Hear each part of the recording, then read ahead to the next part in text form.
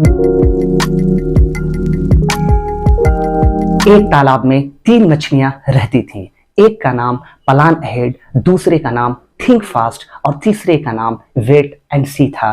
Plan ahead मछली एक average और ऑर्डिनरी मछली थी, लेकिन अच्छी बात यह थी कि वो हर एक काम को प्लानिंग के साथ करती थी। वहीं दूसरी तरफ थिंक फास्ट मछली एक ज़हीन और तेज तर्रार मछली थी, जो क्रिटिकल से क्रिटिकल सिचुएशन में कोई ना कोई रास्ता निकाल लेती थी। लेकिन एक खराब बात उसमें ये थी कि वो कभी प्लानिंग नहीं करती थी। वेट एंड सी मछली एक लेजी और बेपरवाह मछली थी, जो प्रोक्रेस्टिनेशन या टाल मटोल का शिकार थी, जो जब होगा तब देखेंगे वाली प्रिंसिपल में यकीन रखती थी। एक दिन एक मछुआरे का दिल उस तालाब में मछली पकड़ने का हुआ। प्लान अहेड मछली ने उसकी खबर लगते ही तालाब की दूसरी ओर जाने का फैसला किया।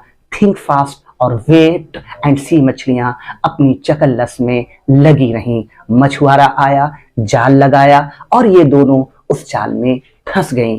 थिंक फास्ट मछली ने फौरन अपना दिमाग लगाया और मरने की एक्टिंग करने लगी। मछुआरे को जिंदा मछलियां चाहिए थीं, इसलिए उसने गुस्से में आकर उसे पास के खेत में उठाकर फेंक दिया। मछली को यह लगा कि वो बच गई, लेकिन पास ही में खड़ा बगुला आगे बढ़ा और उसने उसका शिकार कर लिया। वेट एंड सी मछली के साथ क्या हुआ होगा ये मैं आप पर छोड़ता हूँ। हेलो, मैं आपका दोस्त, आपका मेज़बान दानिश आज़म। आपका भरपूर स्वागत और इस्तकबाल है आज के हमारे प्रोग्राम प्लान अहेड में, जिसमें आज हम बात करेंगे हमारे मेहमान शबाब अनवर से, जिन्होंने इसी साल IIT बॉम्बे से अपना मास्टर्स कंप्लीट किया है। वो हमें बताएंगे कि किस तरह अपने वक्त, एनर्जी और अवेलेबल रिसोर्सेज का सही इस्तेमाल करते हुए अपने लक्ष्य और गोल को अचीव किया जा सकता है। फ्रेंड्स, मैं वेलकम करना चाहूँगा अपने आज के जो हमारे मेहमान हैं शबाब अनवर साहब का। और मेरे पास कुछ क्वेश्चंस हैं। ये वो क्वेश्चंस हैं जिनसे आपको एक क्लैरिटी मिलेगी। आप अगर 9th और 10th के स्टूडेंट हैं या आपने 9th और 10th कर भी लिया है, 10 और +2 में है, बहुत सारे कंफ्यूजन होते हैं, कहाँ जाना है, कैसे तैयारी करनी है, क्या पढ़ना है, क्या छोड़ना है। तो ये तमाम चीज़ों का जो आइडिया है वो आपको पूरी क्लैरिटी के साथ मिलेगा। तो शबाब भाई, सबसे पहले कुछ क्वेश्चन जो हैं यहाँ पर मैंने तैयार कर रखा है आसानी के लिए। सबसे पहले आप ये बताइए कि आपने 10th, +2 और ग्रेजुएशन कहाँ से किया? पहले तो मैं आपका शुक्रिया अदा करना चाहता हूँ दानिश भाई कि आपने मुझे ये मौका दिया बच्चों से बात करने का। तो जैसा कि सबसे पहले आपने क्वेश्चन पूछा कि मेरी पढ़ाई कहाँ से हुई है, तो मैंने अपनी स्कूलिंग जवाहर नवोदय विद्यालय गया से किया। उसके बाद मैंने अपना बैचलर्स अलीगढ़ मुस्लिम यूनिवर्सिटी से विद ऑनर्स इन बायोकेमिस्ट्री किया, और उसके बाद I moved on to IIT Bombay अपने मास्टर्स के लिए। मैंने मास्टर्स बायोटेक्नोलॉजी में किया है। तो शबाब भाई, 9th और 10th के बच्चे जो IIT और नीट की तरफ जाना चाहते हैं, उनकी 9th एंड 10th में क्या स्ट्रेटेजी रहनी चाहिए? क्या उन्हें मेनली NCERT पर फोकस करना चाहिए या दूसरे पब्लिकेशन की कुछ बुक हैं जो एज अ रेफरेंस वो यूज कर सकते हैं? जैसा कि आपने कहा कि ये जो ये सेशन है वो बेसिकली 9th और 10th के बच्चों के लिए है। तो दो सवाल है, एक है कि उनकी स्ट्रैटेजी क्या होनी चाहिए, और दूसरा ये है कि वो NCERT पे फोकस करें या उसके अलावा और कुछ जरूरत है। सिंस हमारा फोकस ज्यादातर यह है कि नीट को कॉन्टेक्स्ट में लेकर और IIT यानी इंजीनियरिंग को कॉन्टेक्स्ट में लेकर बात करना है, तो सबसे पहले बात करते हैं NCERT के बारे में और रेफरेंस बुक के बारे में। NCERT जो है वो एक तरह से रेफरेंस है। लाइक NCERT को कॉन्टेक्स्ट में रखकर ही सारी किताबें लिखी जाती हैं, लेकिन यह है कि NCERT आपको पूरा समझ आना चाहिए। यानी NCERT आपको हर सेंटेंस की समझ होनी चाहिए, क्योंकि आपको अच्छा फाउंडेशन अगर चाहिए 9th और 10th के अंदर में तो NCERT इनफ है। लेकिन उसके साथ कुछ डिस्क्लेमर है, यानी NCERT को पढ़ने के लिए आपको अच्छे टीचर की जरूरत है। अगर आपके क्लासरूम में अच्छी पढ़ाई हो रही है तो टीचर की जिम्मेदारी है कि वो उसको अच्छे से एक्सप्लेन करें। अगर आपको उसके बाद भी नहीं समझ आता है तो उसके लिए रेफरेंस बुक की जरूरत बिल्कुल है, क्योंकि कई सारी चीजें इस तरीके से लिखी हुई हैं, यानी मतलब एक सेंटेंस में बहुत सारी चीजें हैं, तो वो समझना थोड़ा मुश्किल होता है। उस लिहाज से देखा जाए तो आप अपने टीचर से, जो भी आपके स्कूल में टीचर हैं या कोई भी आप जिसको बेहतर समझते हैं, उनसे आप एक अच्छे रेफरेंस बुक के बारे में पूछें जो भी मार्केट में चल रहा है, और आप बिल्कुल रेफरेंस बुक पढ़ें, लेकिन साथ साथ एनसीईआरटी को सामने रख के रेफरेंस बुक को पढ़ें। कोई सा भी चैप्टर आपने उठाया, आपने पढ़ना शुरू किया, आपको समझ नहीं आ रहा, फिर आप रेफरेंस बुक पढ़े, फिर आप एनसीईआरटी पढ़ें, फिर रेफरेंस बुक पढ़े।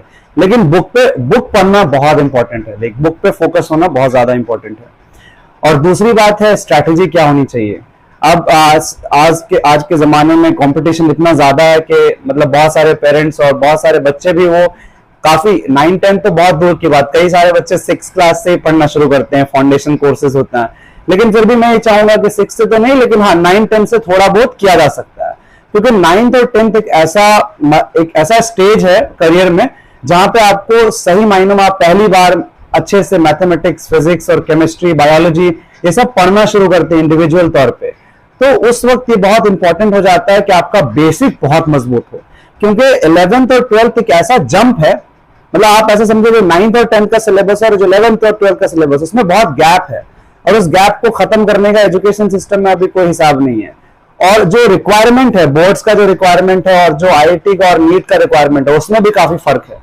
तो इस फर्क को कम करने के लिए, और अगर आप 11th में जैसे ही जाते हैं अच्छे तरीके से सर्वाइव करने के लिए कॉम्पिटिटिव मार्केट में, ये अहम है कि आप 9th और 10th के साथ भी फोकस करें फिजिक्स, केमिस्ट्री, बायोलॉजी और मैथमेटिक्स, थोड़ा सा जो आईआईटी का या नीट का फाउंडेशन कोर्सेज हैं उस पर पढ़ने की।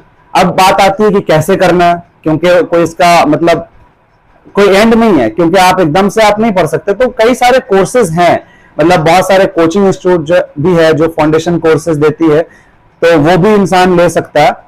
लेकिन बहुत ज्यादा मतलब घबराना नहीं, ये कि जैसा मैंने बोला कि एनसीईआरटी पे आप फोकस करो, साथ में रेफरेंस बुक पढ़ो, फाउंडेशन मजबूत करने की जरूरत है। शबाब भाई, आजकल ऑनलाइन प्लेटफॉर्म का ज़माना है, बहुत सारे प्लेटफॉर्म हैं जैसे बायजूस, फिजिक्स वाला, अनअकैडमी, इनके बारे में आपका क्या ख्याल है? ये कितने बेनिफिशरी हो सकते हैं? मैं अपने नाज़रीन को बताना चाहूँगा, अपने ऑडियंस को बताना चाहूँगा कि एक बहुत ही छोटे से गांव से शबाब भाई का ताल्लुक़ है। बेला के पास एक गांव है चंदौती, वहीं रह करके इन्होंने अपने घर पर तैयारी की।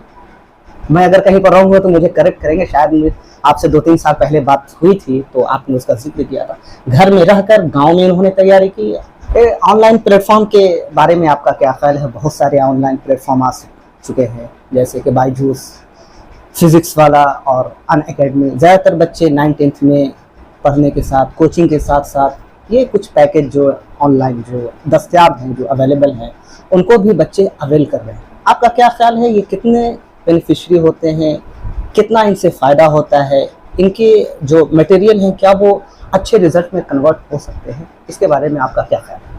जैसा कि अभी हम बात कर रहे थे 9th और 10th के बच्चों के लिए, उनके नीट और आईआईटी के फाउंडेशन के लिए, और उसके साथ आपने जैसे पूछा कि बहुत सारे ऑनलाइन प्लेटफॉर्म्स भी है।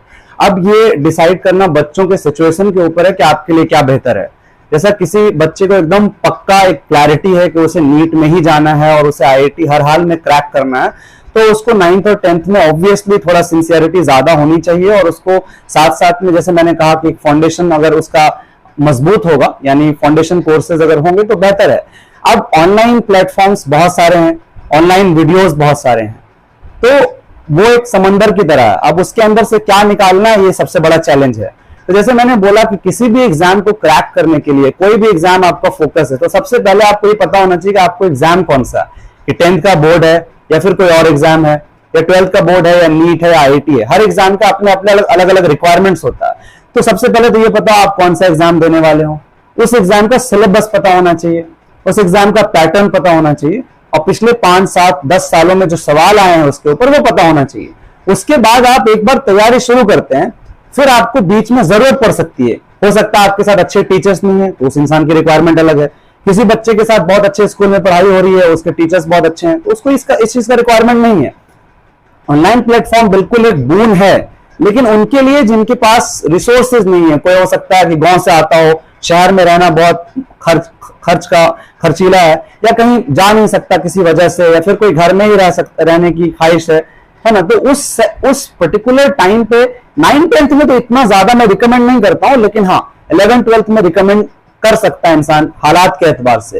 लेकिन 9th-10th में भी अगर आपको कहीं नहीं जाना, ट्यूशन जाने में 1 घंटा लगता है, आने में 1 घंटा लगता है, तो उस वक्त पे आप किसी भी एक ऐसे प्लेटफॉर्म की जो बढ़िया है और इकोनॉमिकल है, यानी कम पैसे में है, आप उसका बिल्कुल कोर्स ले सकते हैं।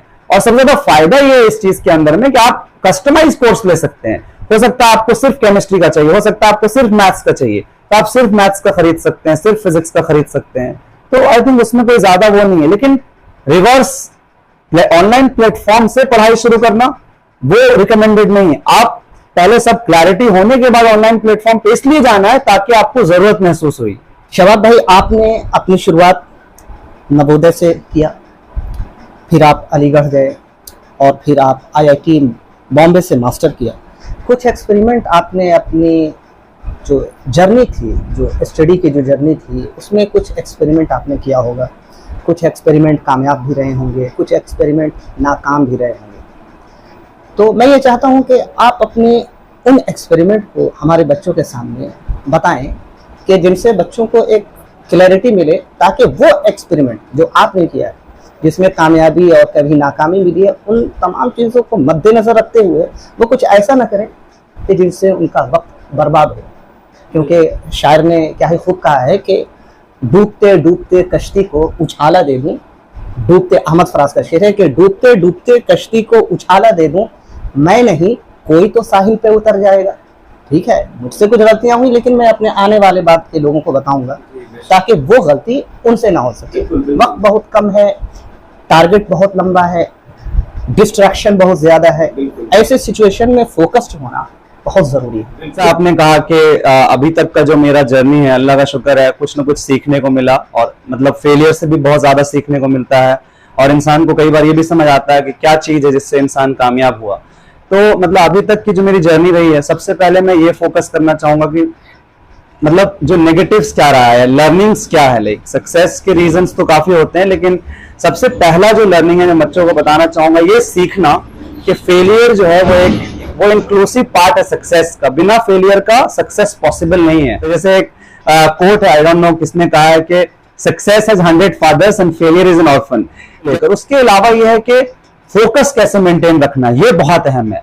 और आज के जमाने में मैं ये बोलता हूँ, in the world of shorts and reels, it is very difficult to keep your focus. I mean it is very difficult for us, like, और बड़े बड़े लोग, बहुत जो उम्र के लोग हैं, उनके लिए फोकस मुश्किल है। तो अब जो नौजवान हैं, जो उनके पीयर ग्रुप हैं, कोई रील्स बना रहा है, कोई रील्स दिन भर देख रहा है, तो वो जो टेम्पटेशन है, उस टेम्पटेशन से दूर रहना ये बहुत अहम है। तो जैसे मैं अपने बारे में बताऊंगा कि मेरा एक जो, जैसे मैं 10th तक मैं बहुत अच्छा था, उसके बाद मैं नीट की प्रिपरेशन लेने की कोशिश की और उसमें मैं फेल किया। ये कोई बड़ी, मतलब इसको मैं एक्सेप्ट करूंगा, लेकिन उस फेलियर के रीजंस थे। सबसे पहली बात यह है कि मैं बहुत ज्यादा कहानी में नहीं जाना चाहता, लेकिन मैं ये जरूर कहना चाहता हूं, मेरा इंटरेस्ट बहुत ज्यादा लिटरेचर में है, सोशल स्टडीज में है। तो कहीं ना कहीं मैं अपने नीट के प्रिपरेशन के टाइम पे भी वो जो टेम्पटेशन था मेरा सीखने का, समझने का, उस वक्त भी मैं लिटरेचर पढ़ रहा था, सोशल साइंस पढ़ रहा था। I came on Twitter in 2011 and I was active on Twitter. So कहीं ना कहीं मुझे लगता है कि वो अलाउड नहीं है। अगर आपका फोकस क्लियर है कि नीट करना है, IIT में जाना है, तो वो 2 साल आपको, कहने का मतलब आपको इन चीजों में नहीं पढ़ना है, यानी आप डेविएट हो नहीं सकते, आपको डिस्ट्रैक्ट होने की आपके पास प्रिविलेज नहीं है। तो मेरा जो अभी तक का, मैं एक बार ही फेल किया हूँ नीट में, उसके बाद जितने भी एग्जाम्स मैंने दिए हैं, सब कुछ में मैं कामयाब रहा हूँ। तो अब बात यह है कि क्यों, मतलब तो सबसे 2-3 चीजें मैं बोलूंगा जो इंसान को कामयाबी की तरफ ले जाता है। सबसे पहला, जिद। आपके अंदर कोई भी चीज करने की जिद है या नहीं है, आपको कोई करवा नहीं सकता। हाँ, आपको समझा सकता है, आपको रास्ता दिखा सकता है, आपको फायदे नुकसान बता सकता है, लेकिन आपको ही इनिशिएटिव लेना पड़ेगा। तो वो पहली बात बोली जिद का। दूसरा है कि आपको हमेशा बेस्ट रहना, हमेशा सबसे आगे रहने की कोशिश करनी है। और तीसरी बात है स्ट्राइव फॉर एक्सेलेंस। आपको हमेशा एक्सेल करने की कोशिश करनी है ना। आप you need to strive for excellence for your own sake. If you have an external motivation, that can work, but that cannot work for a long time. But if you want it to work for a long time, you really need to have an internal motivation. What strives you to do the best that is possible, and you should do it for yourself. खुद के लिए इंसान को करना। तो मुझे लगता है ये 3-4 चीजें हैं, जैसे मैंने बोला, पढ़ने के लिए तो ये आपके अंदर जिद हो, आपको सबसे बेस्ट करने की चाह हो, और उसके लिए जितने भी चैलेंजेस आए उसको आप मतलब एक्सेप्ट करने का आपके अंदर मादा हो। और तीसरी बात जो है, आप you should strive for excellence. Shabab भाई, 9th और 10th के बाद बच्चे बहुत कंफ्यूज होते हैं। गया की बात कर रहा हूँ, हम लोग गया जैसे छोटे शहरों में रहते हैं, तो 10th करने के बाद कुछ बच्चे कोटा की तरफ, कुछ बच्चे अलीगढ़ की तरफ, कुछ बच्चे दिल्ली की तरफ, कुछ बच्चे कोलकाता भी चले जाते हैं, कुछ बच्चे बनारस हिंदू यूनिवर्सिटी बनारस की तरफ जाते हैं। और एक नया क्रेज़ चला हुआ है नॉन अटेंडेंट। ज़्यादातर बच्चे, मुझे लगता है कि अराउंड 60-70% स्टूडेंट जो हैं 10th के बाद 11th में वो नॉन अटेंडिंग हो जाते हैं। चूँकि आप इस रास्ते से गुजरे हैं, आपने भी तैयारी की, नीट भी किया, IIT भी किया, फेलियर सक्सेस सब चीज़ों को देखा आपके लिहाज से नॉन अटेंडिंग वाला ये जो आजकल जो ट्रेंड जो चला हुआ है, क्या ये सक्सेसफुल है? इसके बारे में क्या सही स्ट्रेटजी का ये हिस्सा हो सकता है? क्या ये इससे कोई रिजल्ट मिल सकता है? इसके बारे में बताइए। बच्चे बहुत ज़्यादा कंफ्यूज होते हैं।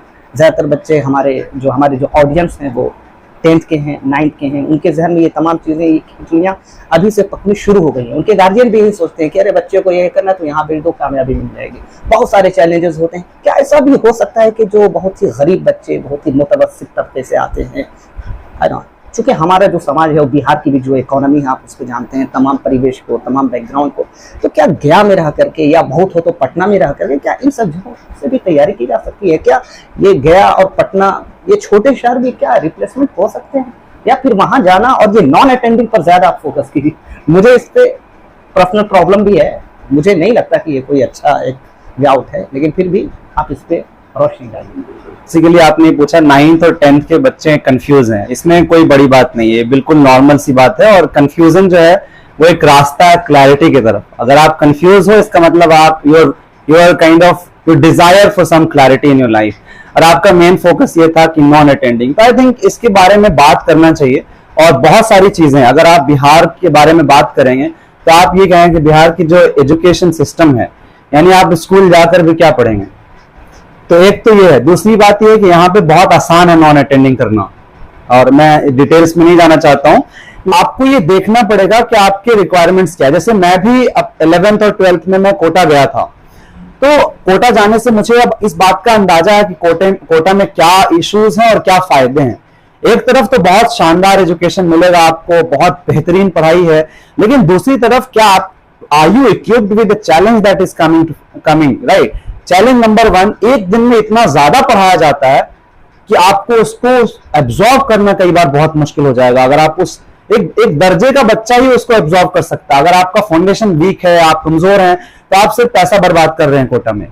दूसरी बात यह है कि अगर आप जब एक बार बैलेंस नहीं कर पा रहे हो, आप उस पढ़ नहीं पा रहे हो, पूरा आप कवर नहीं कर पा रहे हो, दूसरा चैलेंज आता है मेंटल हेल्थ। मेंटल हेल्थ बहुत मुश्किल है। इवन लाइक मैं भी एक पर्टिकुलर टाइम पे 12th में जाते जाते मैं भी I was also kind of struggling with mental health a lot, because then आप you start doubting yourself कि पता नहीं मेरे से होगा नहीं होगा। सो एक बहुत तरह की, तो उस सिचुएशन में मुझे ऐसा लगता है कि आज के जमाने में अगर आपके पास ऐसा सिचुएशन है, आपके पास ऐसा प्रिविलेज है कि आप घर पे रह के पढ़ सकते हो, तो पढ़ना चाहिए। आपके पास अगर ऐसा प्रिविलेज है कि आप स्कूल एजुकेशन ले सकते हो, तो लेना चाहिए। स्कूल एजुकेशन इसलिए इंपॉर्टेंट है। अगर 11th 12th की बात करें, बहुत सारे बच्चे स्कूल में पढ़ के भी नीट कर रहे हैं और IIT में जा रहे हैं, घर पे भी रह के कर रहे हैं, गया में भी रह के कर रहे हैं, पटना में भी रह के कर रहे हैं। लेकिन हर बच्चों ने अपने हिसाब से उन्होंने अपनी स्ट्रैटेजी बनाई है। जैसे आपने शुरू में कहा था प्लानिंग के बारे में और स्ट्रैटेजी के बारे में, आज के जमाने में you can not just wait and see और कि फिर देख लेंगे कर लेंगे। वो जो आपने बताया वो बिल्कुल सही है। आपको प्लान पता होना चाहिए। अगर आप गया में हो तो फिर आप कैसे करें, आप पटना में तो कैसे करें, कोटा में तो कैसे करें, या फिर आप अलीगढ़ जामिया में गए हैं तो आप कैसे करें। हर चीज का अलग अलग रास्ता होगा। रही बात नॉन अटेंडिंग की, नॉन अटेंडिंग एक मजबूरी भी है और एक जैसे कर्स भी है। जैसा आपने कहा, मजबूरी ये है कि आप अगर अच्छा एजुकेशन स्कूल में नहीं दे रहे हैं तो बच्चे क्या करें। जो रिक्वायरमेंट है नीट का और IIT का, वो बहुत ज्यादा रिक्वायरमेंट है, और वो जिस लेवल पे जो उसको जरूरत है पढ़ने की, वो कोचिंग इंस्टीट्यूट प्रोवाइड कर रहा है और एजुकेशन स्कूल में नहीं मिल रहा है। और आप जो क्वेश्चन दे रहे हैं नीट में और IIT में, वो स्कूल वाले से बनेगा नहीं। तो ये कितना बड़ा डायकोटमी है। अगर आप चाहते हैं बच्चे स्कूल में पढ़े और कोचिंग सिस्टम ना रहे, मैं कोचिंग सिस्टम का सपोर्ट नहीं कर रहा हूं मैं, लेकिन सरकार के ऊपर ये सवाल है कि आप ऐसा क्वेश्चन क्यों नहीं दे रहे हैं जो स्कूल में पढ़ के इंसान कर सकता है। तो ये नेसेसिटी है। कोचिंग इंस्टीट्यूट आज सही मायनों में एक कह सकते हैं कि एक नेसेसिटी में डिस्गाइज है, आप उसको मतलब मजबूरी है, आपको जाना पड़ेगा। बेसिकली ये हर इंसान को एक टेलर मेड मेंटरशिप चाहिए, हर इंसान को एक मेंटर की जरूरत है। तो मैं बच्चों को बोलूंगा प्लीज फाइंड अ मेंटर।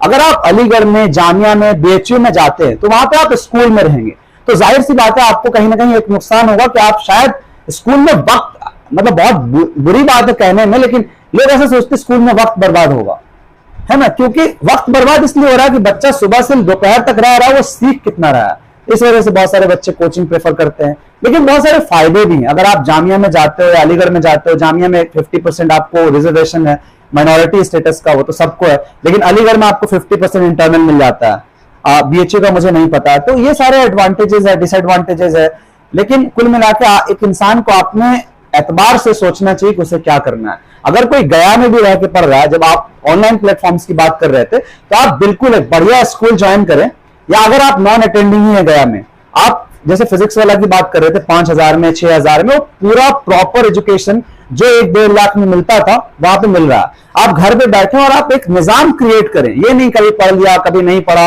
आप बैठे हुए, लोगों घर में पता है कि आप इस वक्त कोचिंग कर रहे हो, आपने लैपटॉप पे, टैबलेट पे, मोबाइल पे, सबको पता है आप सुबह 6 बजे से लेकर 12 बजे तक क्लास करते हो, और प्रॉपर रूम में बैठ के आप पढ़ रहे हैं, और उसके बाद आप क्वेश्चंस कर रहे हैं। तो लेकिन खुद के ऊपर कंट्रोल बहुत ज्यादा इंपॉर्टेंट हो जाएगा उस शक्ल में। अच्छी बात आपने की शबाब भाई। और लास्ट में मैं एक आपसे बहुत ही सिंपल सा क्वेश्चन करता चलूँगा, और उसके बाद फिर हम अपने इस इंटरव्यू को यही ख़त्म करेंगे, और उम्मीद करेंगे कि नेक्स्ट टाइम फिर हम लोग मिलते हैं, आप कुछ और अच्छा अचीव करें, कुछ और नई चीज़ें सीखें, ताकि हमारे जो बच्चे हैं उन बच्चों को हम एक रास्ता दिखा सकें, क्योंकि हम लोगों का तो वक्त गुजर ही रहा है, गुजर ही जाएगा जैसे भी हो।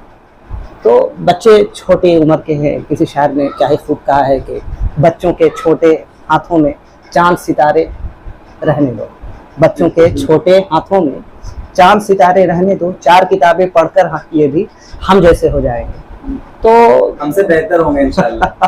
बहुत सारे ख्वाब हम लोगों ने भी देखे, कहीं ना कहीं पर कुछ कमज़ोरियाँ हमारी नहीं, हालात रहे, कुछ किस्मत भी, डेस्टिनी भी, बहुत सारी चीज़ें जब एक साथ मिल करके जमा हो जाती हैं तो फिर कामयाबी हम जिसे कहते हैं, कामयाबी के अलग अलग डेफिनेशन हो सकते हैं। स्पिरिचुअल डेफिनेशन कामयाबी का बिल्कुल अलग हो सकता है, इकोनॉमिकल डेफिनेशन बिल्कुल अलग हो सकता है।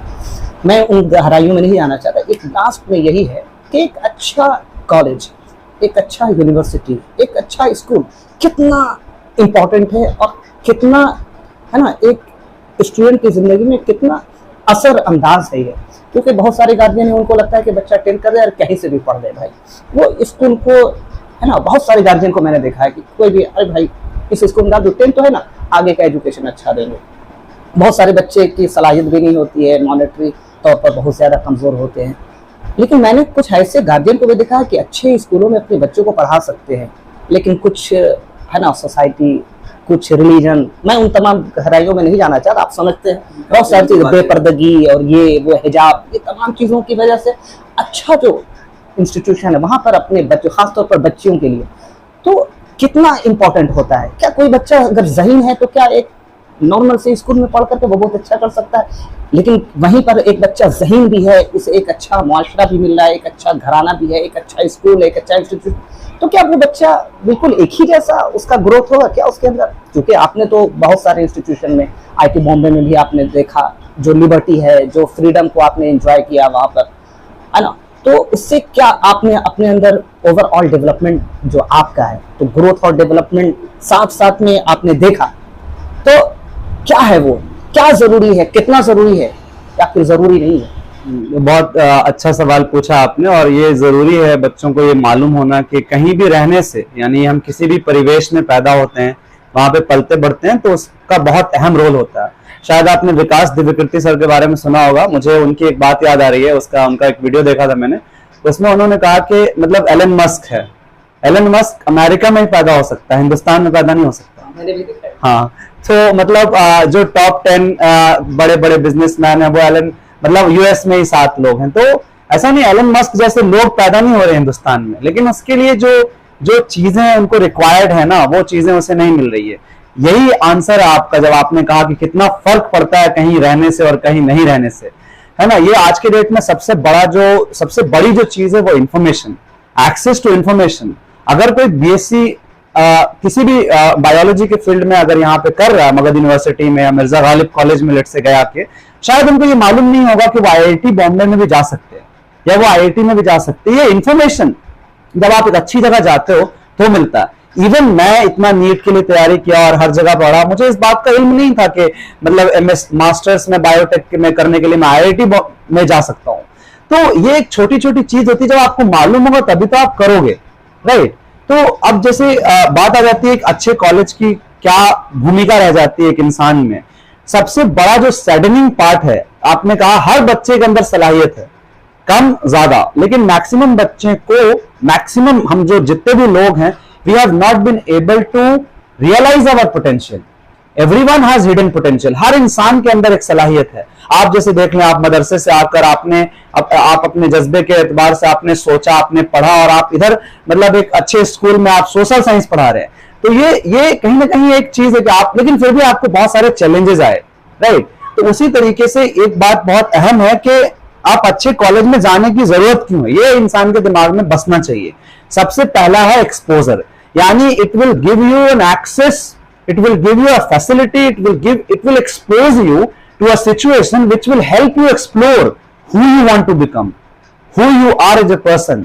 क्यों? क्योंकि आप अगर यहां पे आपको सिर्फ डॉक्टर, इंजीनियर, यूपीएससी, बिहार में ये 3 चीजें दिख रही हैं, तो आप इस 3 चीज से बाहर नहीं जाएंगे। लेकिन आप एक अच्छे कॉलेज में जाएंगे तो वहां पे आपको स्पोर्ट्स, सारे स्पोर्ट्स होंगे बहुत हाई क्वालिटी के, वहां पे अलग अलग क्लब्स होंगे, एडिटोरियल होगा, जर्नलिज्म होगा, मूवी मेकिंग होगा, यानी और भी बहुत सारी चीजें, जितना पॉसिबिलिटी है, यानी एंटरप्रेन्योरशिप सेल होता है, कंपनी कैसे बनाना है, मार्केटिंग कैसे करना है, पब्लिक रिलेशन कैसे करना है। तो आपको कहीं ना कहीं कई बार वहां जाओ, अरे मैं तो ये भी कर सकता हूं, अरे मैं तो ये भी कर सकता हूं। तो कई बार आपने देखा होगा आईआईटी से, एनआईटी से और अलग अलग कॉलेज से आज के बच्चे, कोई कुछ कर रहा है, कोई कुछ कर रहा है ना। तो वो जो चांस है, आप अपने अच्छी जगह पे जब जाओगे तो पहला तो ये है कि आप अपने आप को एक्सप्लोर करने का मौका मिलेगा, ठीक है। आपके अंदर जो भी हिडन पोटेंशियल है उसके बाहर निकलने का मौका मिलेगा, पहला। दूसरा ये है प्लुरलिज्म और डाइवर्सिटी। आप हिंदुस्तान के अलग अलग कोने से आए हुए क्वालिटी बच्चों के साथ आपको रहने का मौका मिलेगा। तो आप किसी भी परिवेश में रहेंगे, जैसे लोग बोलेंगे, जैसे चलेंगे, आप वैसे ही करेंगे। लेकिन आप एक ऐसी जगह पे जाओगे जिसका मयार बहुत ऊंचा है, अगर तो कहीं ना कहीं आप हमेशा उस चीज को पाने की कोशिश करेंगे, राइट। तो आपका हमेशा कंपटीशन होता है, साइलेंट लर्निंग होता है, दूसरे को देख के आप लर्न करते हैं, आपका एम्बिशन भी बढ़ता है। हम छोटे गांव से आते हैं, छोटी जगह से आते हैं, हमारी सोच छोटी होती है, इसमें कोई दो राय नहीं है। जब आप जाओगे, ये तो कंपनी खोलने की बात कर रहा है, तो हमारे जैसा ही है, आपको ये रियलाइज होता है हमारे जैसे लोग सब कुछ बड़ा बड़ा काम कर रहे हैं। मुझे यही रियलाइज हुआ आईआईटी बॉम्बे में जाकर, ऐसा कोई खास बात नहीं, सब नॉर्मली बच्चे हैं, वो सोच का फर्क पैदा हो जाता है। दूसरी चीज है, तीसरी चीज है आपका नेटवर्किंग, यानी आपके जो दोस्त होंगे, कोई आईएएस बन जाएगा, कोई आईपीएस बन जाएगा, कोई मूवी में रहेगा, कोई या रेलवे में रहेगा, कोई अलग अलग कोने पे अलग अलग जगह पे जाएंगे। तो वो जो पर्क है, सिर्फ वहां जाने का पर्क, कि आपके दोस्त भी ऐसे होंगे जो किसी काम का होगा। तो ये सारी चीजें और भी बहुत सारे पहलू हैं जिस वजह से एक अच्छे कॉलेज में जाना चाहिए इंसान को। और दूसरी बात जो सबसे अहम है, जो मैं भूल गया, लॉन्च पैड। ये एक अच्छा कॉलेज एक लॉन्च पैड की तरह काम करना। आपको जहां भी उड़ान भरना है, जिस भी रास्ते में उड़ान भरना है, उस रास्ते के लिए आप लॉन्च पैड की तरह इसका इस्तेमाल कर सकते हैं। बहुत बहुत शुक्रिया शबाब भाई, आपने अपना कीमती वक्त हम लोगों के लिए निकाला। और ऑडियंस, आपका भी बहुत बहुत शुक्रिया, आपने तमाम तरह के डिस्ट्रैक्शन को छोड़ते हुए, रील्स को छोड़ते हुए, कपिल शर्मा के शो को छोड़ते हुए ये 25, 30, 45 मिनट का जो वीडियो आपने देखा, आई होप के आपको भी फ़ायदा पहुंचा सकता है, आई होप के आने वाली जनरेशन को भी फ़ायदा हो सकता है। इसीलिए मेरी रिक्वेस्ट है कि आप खुद भी इस वीडियो को देखें, अपने ग्रुप में शेयर करें, दोस्तों के साथ शेयर करें। अगर आप में से कोई देखने वाले गार्जियन हैं तो खुद भी देखें और दूसरों को भी दिखाएं। शायद किसी को के दिल में कोई आग लग जाए, कोई जोत जल जाए। और हमारे पूरे इस इंटरव्यू का मकसद यही है कि हम जो भी हमारे अंदर जो ताकत है, जो भी हमारे जो अंदर जो सलाहियत है, जो भी हम कर सकते हैं, उस तरीके से हम बच्चों तक, हम घर घर तक पहुँचें। चलते चलते मैं आपको ये भी बताना चाहूँगा कि आपके जहन में जो भी क्वेरीज हैं, जो भी क्वेश्चन हैं, आधे घंटे की जो बातचीत है, जो गपशप है, इसमें पॉसिबल नहीं है कि तमाम चीज़ों को कवर किया जा सके। जो आपके जो भी पर्सनलाइज जो क्वेश्चन है, आप कमेंट सेक्शन में आप उसे लिख सकते हैं, अपने नाम के साथ लिख सकते हैं। और हम ये कोशिश करेंगे कि अगर एक हफ्ते या एक महीने के अंदर में जो भी हमारे पास जो कमेंट आएंगे, और तो कोशिश ये करेंगे कि अगर शबाब भाई के पास वक्त होगा तो खुद से एक छोटा सा इंटरव्यू हो जाएगा, नहीं होगा तो शबाब भाई तक मैं ये बात पहुंचा दूंगा, और उसका जो भी आंसर, जो भी रिप्लाई होगा, मैं कोशिश करूंगा कि पर्सनलाइज आपको टैग करके मैं आपके कमेंट में ही आपको उसका आंसर दे दूँगा। आई होप कि ये सेशन बहुत ही फ्रूटफुल रहेगा, और भी खुश रहिए, सेहतमंदी के साथ रहिए, अल्लाह से दुआ कीजिए पूरी दुनिया में सुकून और शांति पैदा हो। खुदा हाफिज़।